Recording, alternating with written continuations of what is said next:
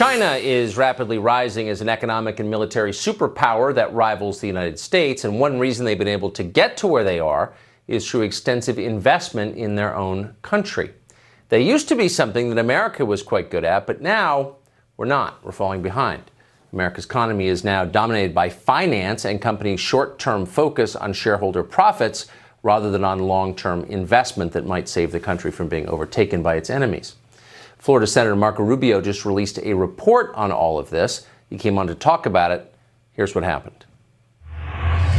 Tell us about the report that you just issued on this. Yeah, look, I'm a supporter of the free enterprise system. And the free enterprise system works when companies and innovators make a profit. Obviously, you got to stay in business, but they also reinvest some of that profit back into the business to innovate a new product or expand into a new market. That's not what's been happening in the United States since the 1970s. In fact, the percentage of our overall economy that's going towards investment into the future has steeply declined at the same time as basic research on behalf of the government has as well. And meanwhile, our competitors are increasing the amount that they're investing. In the case of China, their government's doing it directly, in addition to all the other things they do for these companies, like protect them against competition in the marketplace, steal intellectual property, and discriminate against our companies. And so when you extrapolate this out long term, we got a big problem on our hands. And all of this is driven by policy decisions that we made.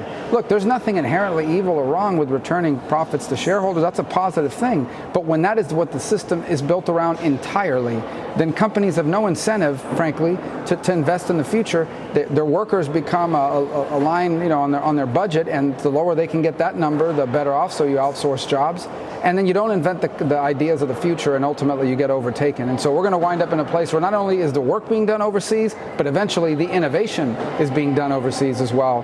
We need to reverse course, or we're going to get overtaken here. So I don't think any honest person would disagree with the word you just said. What do you do about it? Well, I think there's things in our incentives. First of all, we got to look at ourselves, okay? We have made policy decisions that have exacerbated this. To start with, our labor markets, our labor laws are still complicated, all sorts of regulations, things that increase the cost of work here. We got to reimagine our higher education system. It isn't just about four-year degrees. There's incredible jobs, and many of them don't exist here because, frankly, we're not training young Americans to do that work. And so that's important as well. On top of that, I do think there's a function for government, not big government, but government in basic research. For example, the internet was a government project, not Al Gore's project, but a government project initially. NASA has led to a lot of products that were commercialized.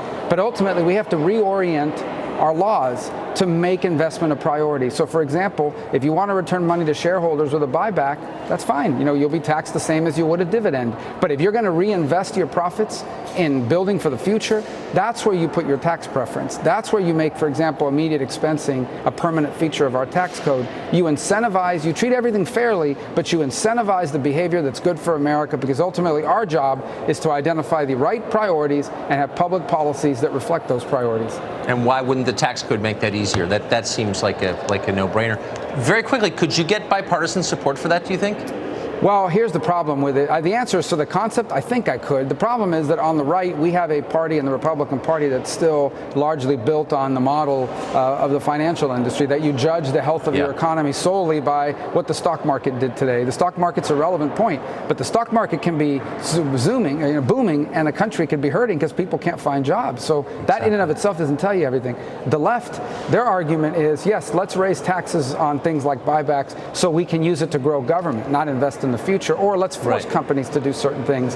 So I think the common sense approach is to say there are certain things that are critical for America's future. The dignity of work for our people is one of them, in addition to critical infrastructure and industries that we have to be leading the world in if we want to be safe from China, and we prioritize those in our public policy. I think we can get bipartisan support for that idea, but look at the fight on trade right now.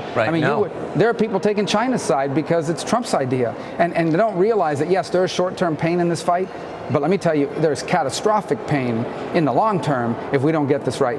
That is absolutely, undeniably true. Great to hear a Republican talk like that. Marco Rubio, thank you very much. Thanks for having me back.